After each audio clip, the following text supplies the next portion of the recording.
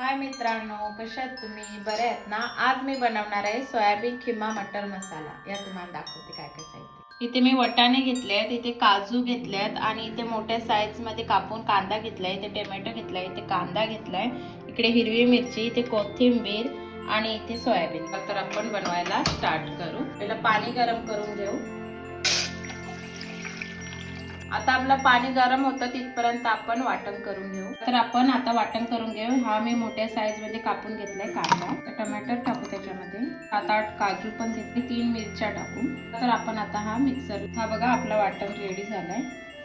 आपलं पाणी गरम झालं, त्याच्यामध्ये मीठ टाकू. आता आपण जी सोयाबीन घेतलेली ना ती याच्यामध्ये टाकू.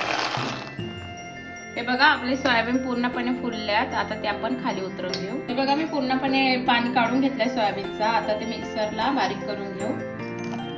बघा मी पूर्णपणे सोयाबीन मिक्सरला बारीक करून घेतलंय, खिमा करून घेतलाय बघा. चला तर आपण आता बनवायला स्टार्ट करू.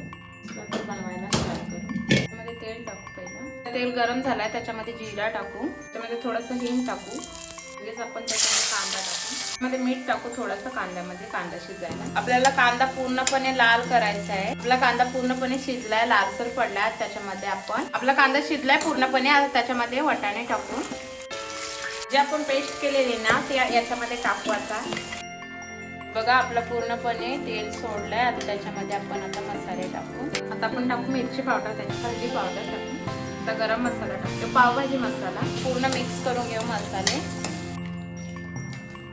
मसाले आपले पूर्ण शिजल्यात. तर त्याच्यामध्ये जो सोयाबीनचा खिमा केलेला, आता आपण त्याच्यामध्ये थोडंसं पाणी टाकू. आता आपण याला झाकून ठेवू 5 मिनिटासाठी भाजीला.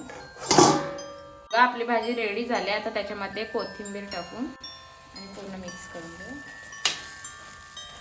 तर तुम्हाला प्लेट सजवून दाखवते.